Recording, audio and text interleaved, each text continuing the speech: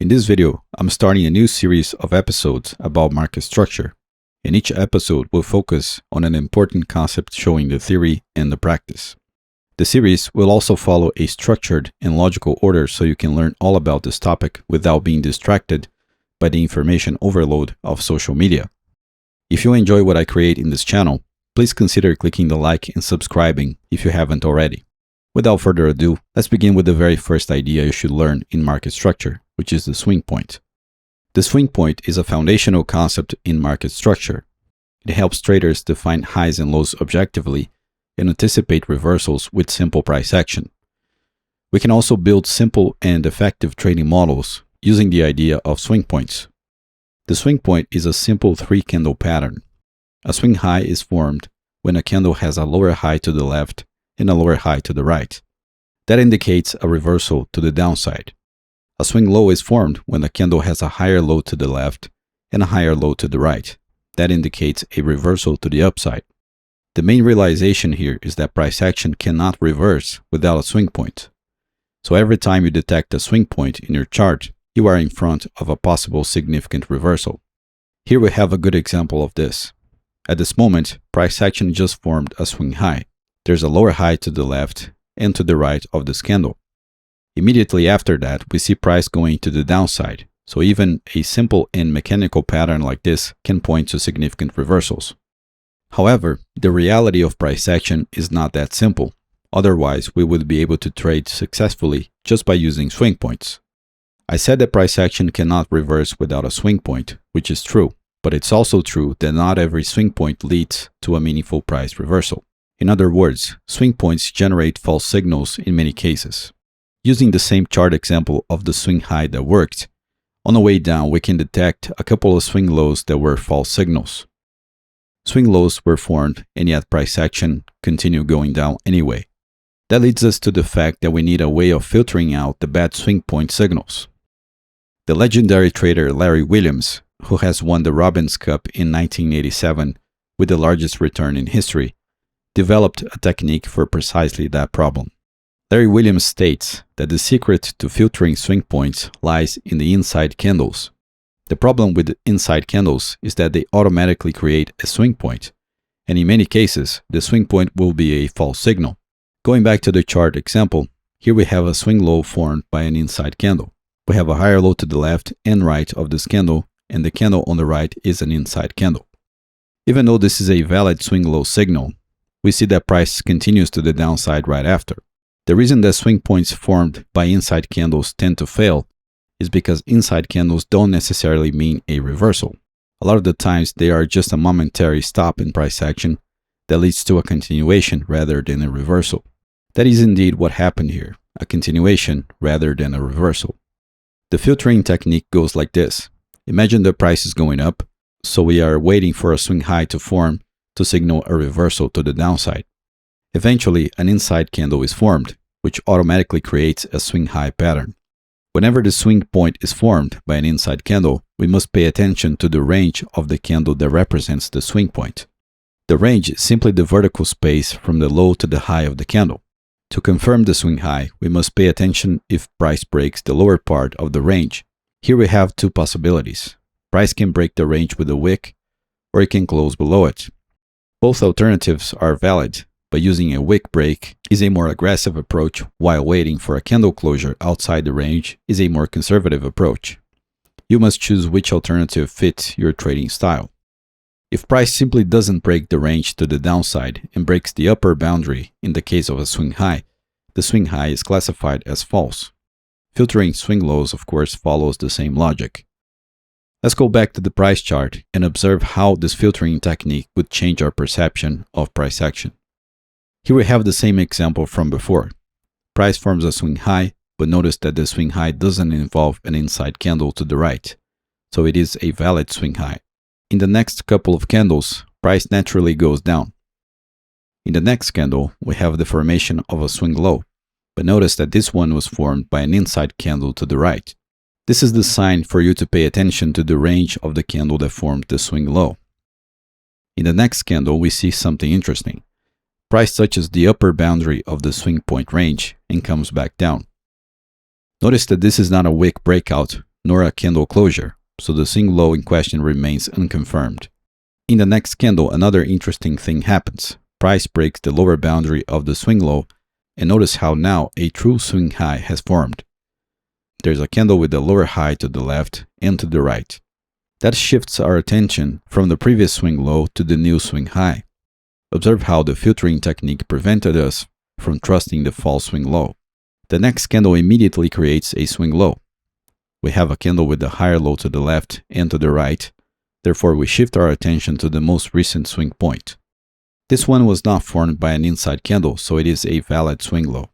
The next candle immediately forms a valid swing high, therefore quickly disconfirming the valid swing low formed 2 candles back. In the next couple of candles, price resumes the movement down. This is an example of how we can filter price movement using swing points and Larry Williams' inside candle rule. Notice that this filtering technique allowed us to remove false signals, and valid signals that didn't work were quickly invalidated and reversed. Let's see another simple example of this filtering technique. Here we have a very clear swing low, a candle with a higher low to the left and right. 3 candles later, an inside candle is printed, forming a swing high pattern. According to the filtering technique, we need to turn our attention to the range of the candle that forms the swing high, highlighted with the blue arrow. For the swing high to be confirmed, price would need to violate the lower boundary of this range. Moving a few candles into the future, we can see that this doesn't happen, therefore the swing high is never confirmed. Price breaks the upper boundary of the false swing high's range. Eventually, price forms a new swing high, but this time the pattern doesn't include an inside candle on the right. In fact, the candle in the middle of the pattern, which represents the swing high, is an outside candle to the downside. Right after that, we see that price does reverse to the downside more significantly. In other words, the filtering technique proposed by Larry Williams allowed us to ignore the false swing high in the middle of the upward movement and trust the true one that happened a little bit later. Even though the swing point is an extremely simple pattern, it has many variations, and just the observation of price action among 3 adjacent candlesticks can spark several interpretations. One of these interpretations points to a logical type of swing point, which is perhaps a stronger version of a valid swing point. In the case of a swing high, the candle in the middle breaks the previous candle's high with a wick, but it closes below the level. The interpretation is simple. Buyers moved above the previous candle's high, but sellers reacted immediately, making the candle close below the last candle's high. After that, the third candle in the pattern closes below the range established by the candle in the middle. That is, in theory, the power being shifted from buyers to sellers.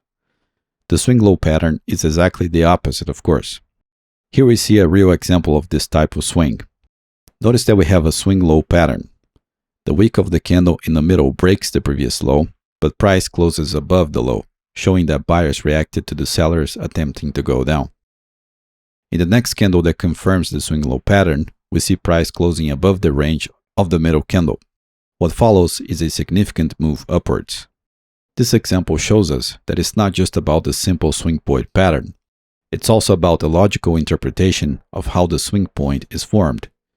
If you want to learn more about the subtle information contained in candlesticks that point to reversals or continuations, and also another extremely effective price action filtering technique, please check out my course called Fractal Trading, Mastering Price Action and Beyond in the video description. Given this information about swing points, I'm going to give you 2 simple trading models that you can start applying immediately. The anchored VWAP swing point model and the mechanical swing point zone model. This first model involves plotting an anchored VWAP on a swing point to predict the end of the next pullback. When dealing with swing highs, the VWAP source of calculation should be set for highs, and when dealing with swing lows, the source of calculation should be set for lows. Once price returns to the VWAP line, we're going to observe the formation of a valid swing point to confirm the end of the pullback and the start of the next impulse move. For example, here we see price going down and then retracing back up. At this point, an anchored VWAP can be placed at the highest high, and since we are dealing with swing highs, the source of calculation is set to high in the VWAP so that the line starts at the very beginning of the swing point like so. Once the VWAP is plotted, we see that this is the first time price action reacts to the line, and it does so with an outside bearish candle. This candle also has a lower high to its left.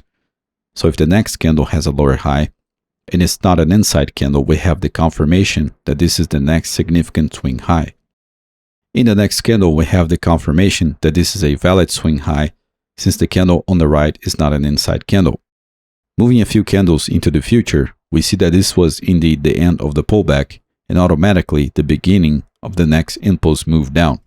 We also see price action returning to the anchored VWAP once again, and reacting to it, judging by the larger upper wick in this candle.